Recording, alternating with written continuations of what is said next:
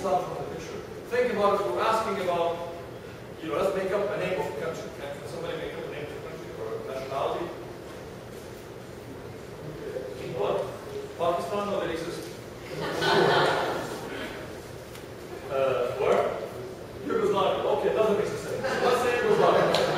Let's say Yugoslavia. So imagine if we go and conduct a survey here, and I say, how many of you know much about Yugoslavia?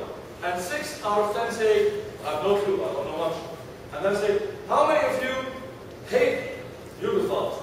And then still half the people raise their hand. There's something wrong, right? But this is exactly how it is with Muslims. I mean, dealing with Muslims. So but that shows that what we're dealing with is not rational. That is the point of Islamophobia. It is not a rational fear. It's not a rational ignorance. It is not because someone studied Islam and came back and said, whoa, I have major conclusions to make. No, it is about what they received over emails. And I've had discussions, and probably all of you have had discussions, where I will be meeting with people and say, well, I hate Islam because, from what I understand, Islam calls for the killing of non-Muslims. Where did you read that? Oh, I got an email. Really? Yeah, I got an email that says, the moon is made out of cheese. It doesn't make it real, doesn't make it true. But when it comes to Islam, for some reason people believe it. Because it was sent by their neighbor, who must have been a genius. So, they must believe it. The problem is, anything that is rational, people lower it. Secondly, the standard of intelligence is lowered. I had actually, in Villa, the city where famous Deborah Pauli spoke, city councilwoman, who spoke at the Yoga Linda protest, and I hope everybody has had a chance to watch that video. And I was sitting there, and some guy who was a veteran was saying, and had a sign about, no Quran here, only Constitution. And I said, who's trying to put the Quran instead of the Constitution? I said, well, I know that's what the Quran says. And I'm kidding you not. I mean, there were people sitting next to me, and they said, don't waste your time. I said, no, I want to waste my time because it's interesting. This guy really, just the guy. And he's an older gentleman, so you have to be very patient. And he was like, yes, I read it in the Quran that it says in the Quran that Muslims should undo the Constitution. So which Quran did you read? He said, well, I didn't read the whole Quran, but someone sent me chapters from the Quran where it says that. I said, you know what the Quran was revealed? Many centuries before the Constitution. Had it been in there, people would have said, what is the Constitution? He said, but it didn't occur to him. He said, no, I know, and he was very convinced. And he said, give me your email address and I will email it to you. He said, by all means, I have yet to receive that email, obviously. So the point is, what we're dealing with is irrational fear, irrational prejudice. We cannot deal with it irrationally. We cannot counter hatred with opposite or counter hatred. It is important, and I'm talking specifically to Muslims here now. You cannot let the hatred of others make you be unfair. This is a verse from the Quran. Don't let the hatred of others sway you from being just. The injustice of others against you cannot make you unjust. So we cannot react to their ignorance with more ignorance. So somebody says bad word to you, you cannot counter and say, well, but what bad word to them, right? Bad word to them, I'm just being not excluded. So the point is, we have to really, when we deal with it, we have to understand what we're dealing with. We're dealing with, sometimes it's almost like a psychological medical situation.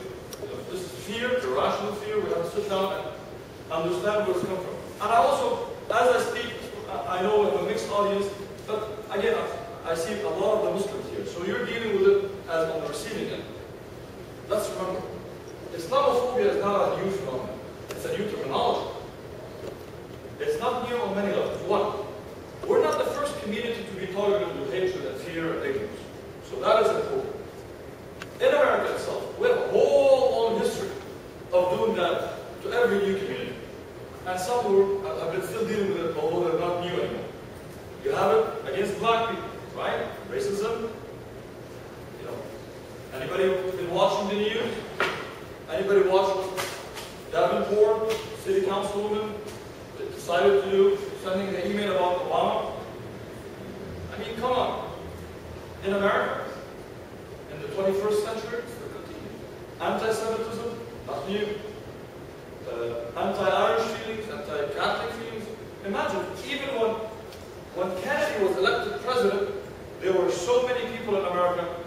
doubting if he is loyal to America because he's Catholic. Is his loyalty to America or to the Vatican? Imagine. And we're not even talking about 6 to 8 million people like Muslims in America. Catholics, they're consistent of a major segment of the American population. Until recently, Jews in America were discriminated against. I know it's hard to believe that Catholics, Jews, and Irish, and Italian Americans, today Latino Americans, Irish Americans, immigrants in general today, continue to be the subject. So what I'm saying is, let's not think of it as that, oh my God, what happened to America? Ask Native Americans what happened to America. So it's unfortunately something part of the history of America. And I'm not saying we are a bad country also. I'm saying it's like any other country, any other nation, has its good and bad, has its ups and downs, has its flaws.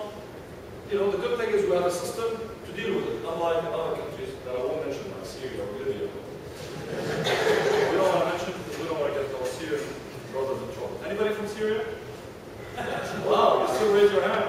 Well, let's give it up to the Syrians. Actually, we're very proud. Give me your name. Just kidding. Just kidding. I don't know, for those who don't know, there's a major revolution happening in Syria and Libya, and these are two of the probably worst brutal regimes in the world existing now. I mean, for God's sake, even Fidel Castro decided to retire from politics. If you have Gaddafi is still there, I think probably he's been in power more than all of our ages. But I mean, the good thing is, in America, we have a system to deal with the flaws and the downs and the mistakes. So that is one aspect of putting things in perspective. The other thing in perspective I want to put, and that's specifically to Muslims. So the first one is for us as Americans. But for specifically to the Muslims, Islamophobia has existed from the time of the Prophet. How do you think he was counted when he declared his message? When he announced that this is my revelation and this is what I stand for? They never wanted to debate his message. They never said, oh, let's see what we're talking about. Oh, one God, that sounds interesting, as opposed to 300 plus gods. No, they didn't say that. What did they say? They said, oh, he's a magician, he's a sorcerer. Don't listen to him. He's a crazy man. That's what he said. That's in the Quran. It's listed in the Quran. So Islamophobia, which is creating fear of Muslims, of his message, was done early on. So let's put it in our history and let's see how he responded to it. He didn't respond to hatred with hatred. He understood. Again, he separated between the Abu Jahl and Abu Lahab, the people who were promoting that hatred, and the average person in Mecca, who was the victim of that Islamophobia, of that propaganda, of that defamation. And he continued, and he was persistent to make sure that he reaches that person. He didn't allow for the few bad people to be the in-between bridge. They were not the ones who delivered the message. No, and he insisted, because he all along looked at the people of Mecca as his people. Even the idol worshippers. He said, this is my people. So it's important for us to remember when we're living in America, and yes, your neighbor, your classmate might say something bad, they're still your people. You're talking to them. Remember, they're as much a victim of Islamophobia as we are in a way. So that is extremely important, because I don't want to create this us versus them, because this is exactly one of the goals of Islamophobia. Islamophobia has many goals because it has many people behind it, different people. Some, as I said, for political reasons. The neocons, for example. Creating an enemy makes it much easier to engage in wars. It is much easier to get into a war in Afghanistan or Iraq when you dehumanize the people behind it. So if you can make Islam and Muslims and Arabs look like the evil race on earth, then if you go and send missiles into that country and thousands die, or drone missiles and drone attacks kill people at the wedding, well, anyway, they're Muslim. It's not like they matter.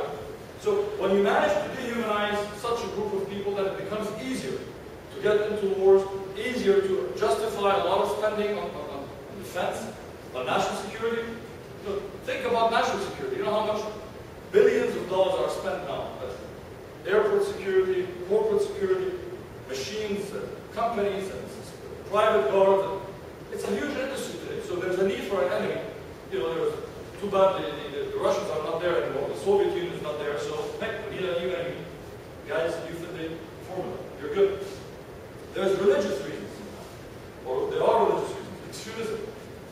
Yes, we're talking about the Muslim extremists, and they do exist, as we all know, but there are also Christian extremists and Jewish extremists.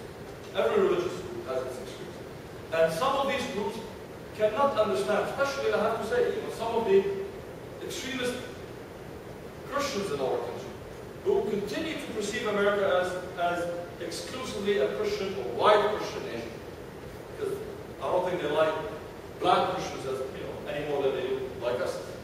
And those extremists, very narrow-minded, unfortunately, see the presence of Muslims in America as a threat to what they perceive as the pure, historic American, Christian civilization. Recently, they just added Judeo because they can't stand being called anti-Semitic anymore, as much as they might still be.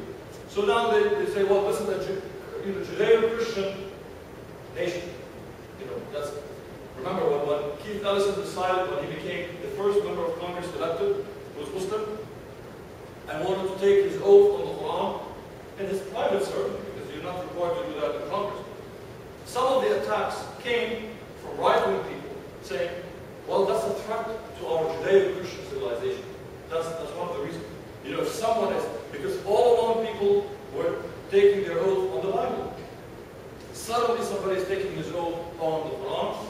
Oh my God, that shakes America's Judeo-Christian civilization. Dangerous things when they say these things, but you know exactly where it's coming from. That is part of the Islamophobia.